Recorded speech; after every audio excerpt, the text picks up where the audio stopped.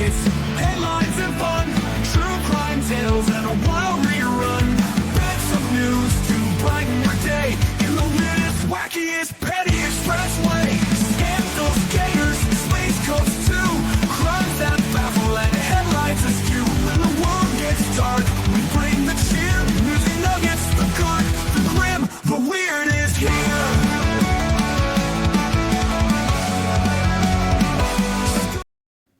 Hey guys, I saw 10 facts about old Hollywood stars and it involves true crime, and I couldn't look away.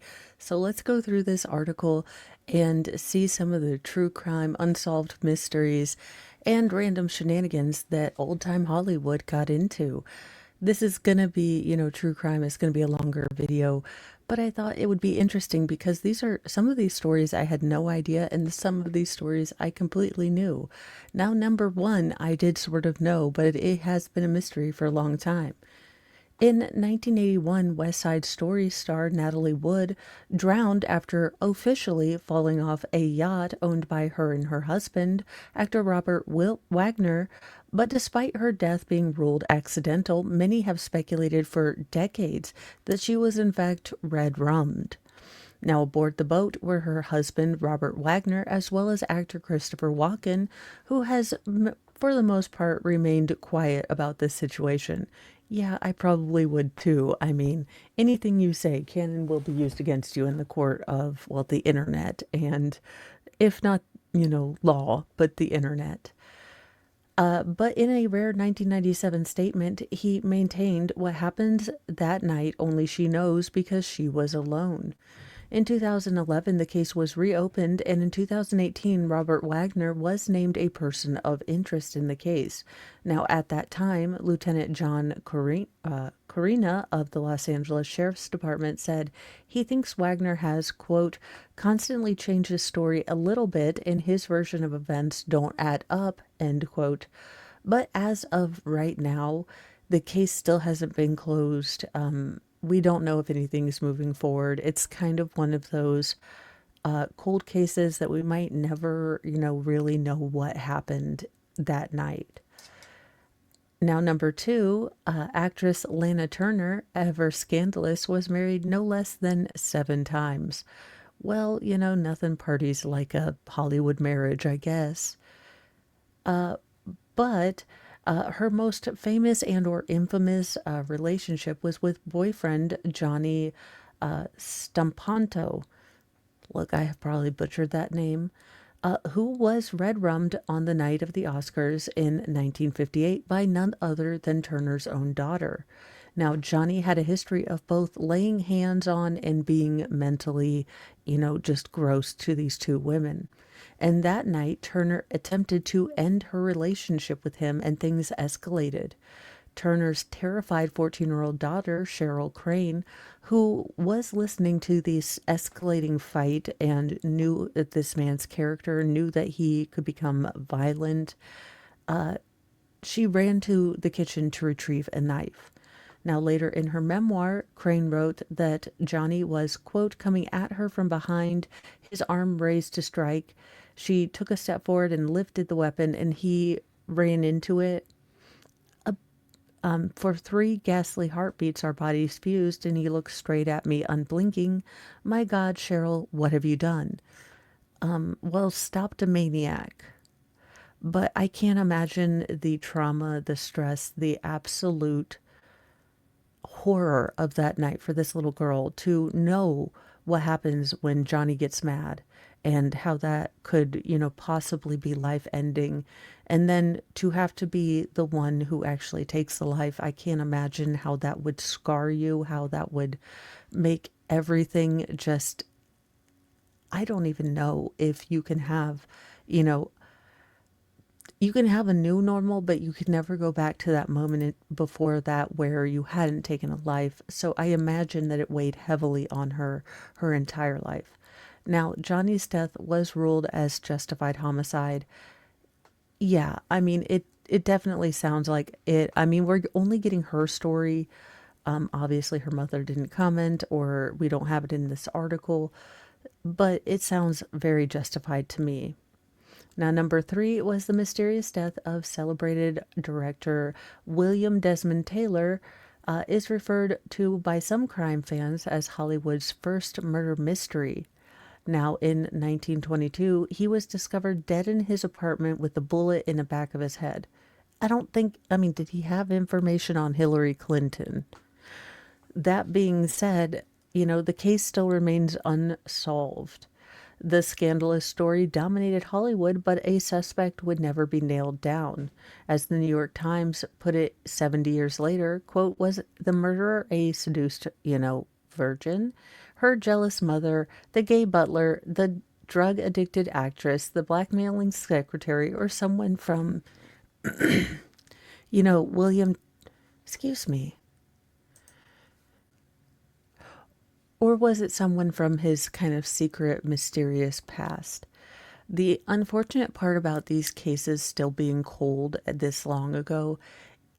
this long ago, is that a lot of the evidence, a lot of the witnesses, a lot of every, kind of component you need to make a good investigation are gone or passed away, or, we don't have the physical evidence anymore. So it is very hard to investigate these, and I don't know that we will see an answer. Now, a little over 100 years after the murder, it seems that Taylor's case will forever remain cold, but that doesn't mean that the modern imagination isn't still infatuated by it. In fact, just a few years ago, the case was the subject of a popular BuzzFeed Unsolved video. So people are still intrigued. Again, nothing is as intriguing as sort of a mystery and feeling like maybe you can put all the clues together, sort of.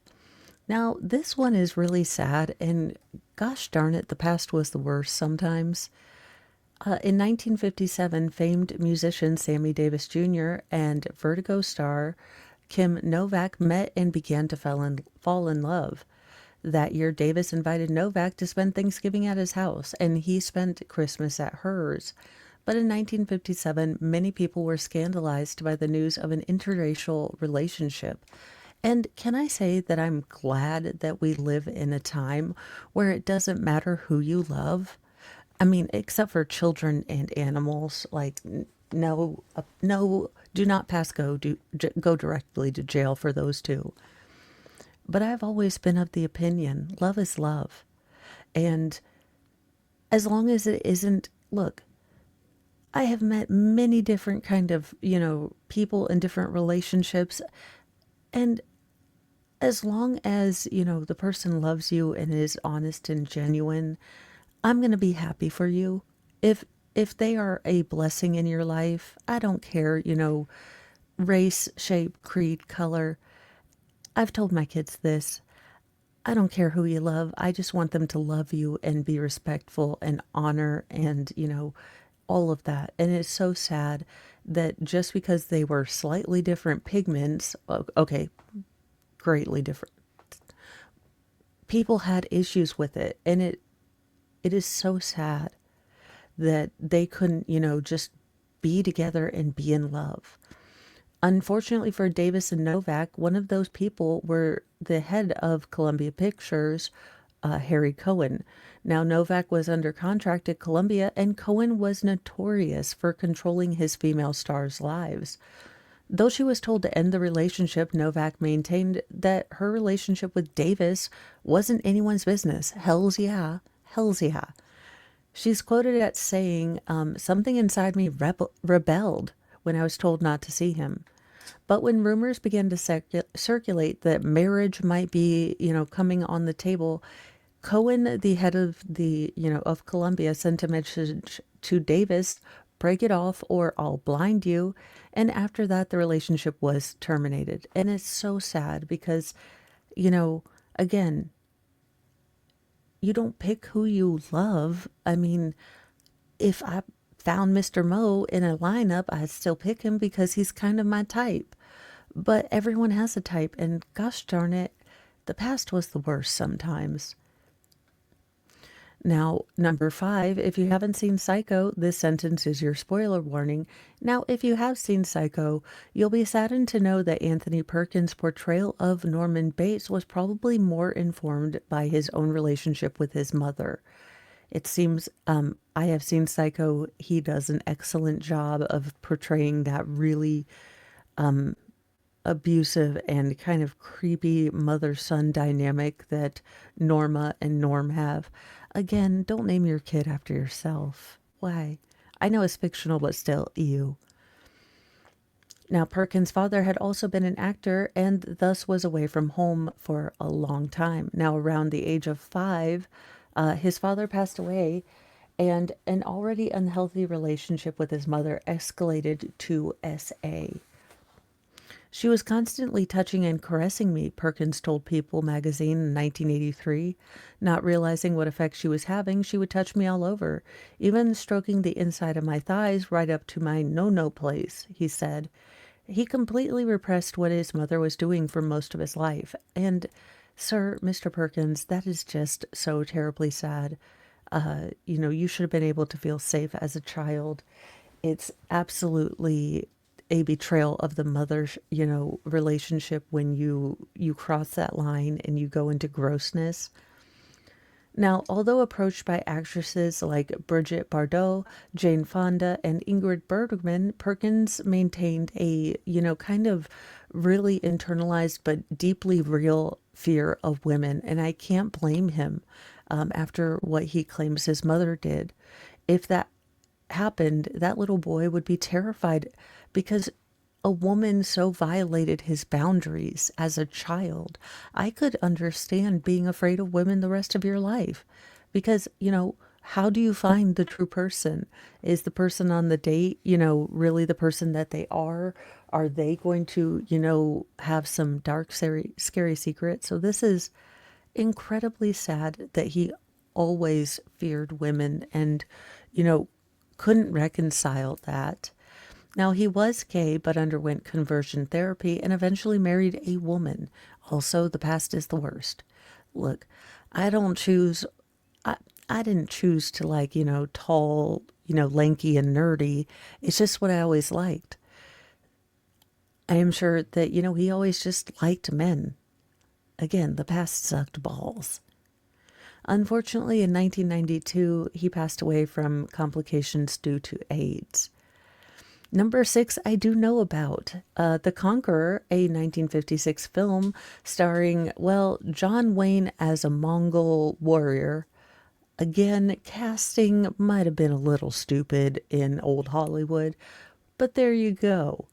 And it tells the story of a Mongol warrior and his attempts to win the heart of the woman he kidnapped. Well, there you go. I mean, nothing says love like taking a woman from her home.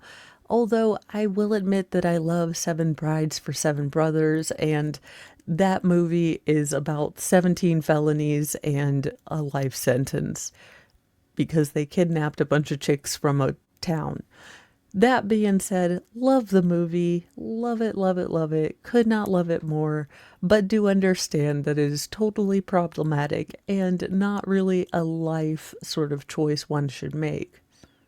That being said, I'll watch it every time it comes on. It's a favorite. Well, even, audience in 1956 thought that the Mongol, Stockholm Syndrome love story was a bit off.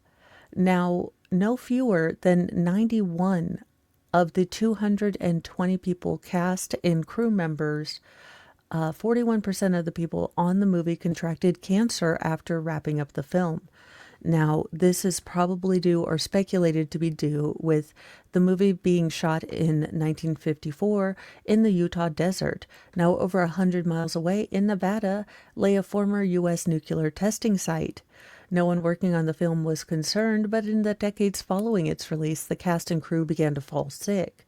Susan Hayward, the film's female lead, passed away in 1975 after a battle with brain cancer. And though John Wayne beat lung cancer in 1964, he unfortunately passed away of stomach cancer in 1979. Now, after his lung cancer diagnosis, Wayne became a cancer research advocate, and in 1985, his family founded the John Wayne Cancer Foundation. You know, that's a great story from John Wayne to pay it forward, to use his money, his voice, his platform at a time when Hollywood really didn't do a lot of TikTok hot takes to battle and, fundraise and speak out on something that affects so many people. So I do like that. Judy Garland was only 16 years old when she starred in The Wizard of Oz and was mistreated viciously on set. But the, mishandling, mistreatment started long before that, at the age of 10, when her own mother forcibly started dosing her with stimulants balanced with sleeping pills to keep her awake on set. Again, I just did an article read of a Justin Bieber thing. Kids in Hollywood, kids in, the music industry is a gross thing. We need to start looking at these parents. This is so gross. And I'm so sad that unfortunately Judy Garland, went on to have a lifelong addiction because her mother decided to use, uppers in the mornings and downers at night on a 10-year-old. As a working actress, Judy was prescribed a mix of pep pills and sleeping pills by doctors working with MGM. Unfortunately, Garland struggled all of her life with addiction. So she, struggled her whole life with addiction and passed away at the age of 47 after an accidental overdose. And I say this every time, but if you are struggling with addiction, consider getting help. You're the only one that can help yourself. You can have a great support team. You can have people that want you to get healthy. But unless you make that choice, it's not going to work out. And I encourage you to sit down and make that choice. Put yourself, value yourself enough to get help. Because you can. You can turn your life around. You can break that addiction. Nerdrotic is a really good case. And I know the hell. I know the hell of being around someone struggling with addiction. I know the hell of, watching them spiral deeper and deeper. So please consider getting help for yourself, because as much as I wanted it, as much as everyone around him wanted it, nothing works unless you want it. In October 1949, rising actress Jean Spangler disappeared. Her purse was found 2 days later in Griffin Park with a damaged handle and a note which read, "Kurt, I can't wait any longer. Going to see Dr. Scott. It will work best this way whilst mother is away." Now, suspects range from gangster Mickey Cohen to actor Kurt Douglas to Spangler's ex-husband Dexter Bennett. But no further trace of Jean Spangler was ever found, and the case does remain unsolved. It seems terrifying that this woman just disappeared into thin air. And she's beautiful. And it just is sad that her family, even going forward all these years, don't know what happened to her. Now everyone knows this case. In 1969, actress Sharon Tate was the victim of one of the most infamous crimes in history, when the Manson family broke into her home and unalived her. Now, though Charles Manson was not present at any of the unalivings of the, helter-skelter two nights of insanity, he was the one there that wanted to incite it, who orchestrated and who melted the minds of his followers to get them to do this. Now, he wanted them to do this because of all things he decided that a race war was coming to America and he needed to start it so that he and his followers could remain in the desert until everyone had fought everyone else, and then they would take over the world. Sounds really smart when you're high, but when you think about it sober, not so much. Now, at the time of her death, Tate was at home alone and nearly 9 months pregnant. Her husband, director Roman Polanski, was in London for a film. Now, Mr. Polanski is a whole other story. And finally, 8 years after his wife's murder, Rosemary's Baby actor And director Roman Polanski SA'd a 13-year-old girl at a photo shoot after, according to trial testimony, he gave her champagne and part of a sedative. Now, in August 1977, he did plead guilty to the crime, and in February 1978, he fled the U.S. in order to avoid further prison time. So he is not able to come to the U.S. He's working in France. In 2023, the Academy awarded him Best Director for The Pianist, but as a fugitive, he was unable to travel to Los Angeles. Now, the Academy expelled Polanski for sexual misconduct in 2018. I don't know about you, but seeing Polanski brought in handcuffs for what he did to a 13-year-old girl seems like a perfect use of, fugitive justice funds. Like U.S. Marshals could go to France. I understand it would be an international incident if, actual people from America went in and arrested a citizen of another country. I get it. I do. But I'm just saying, it would kind of make my day and bring justice to this 13-year-old girl who he was gross with, just absolutely disgusting. It would seem like that would be justice, but because he's, a producer or things like that, it doesn't seem like he's gotten the justice he deserves. But that's just my opinion.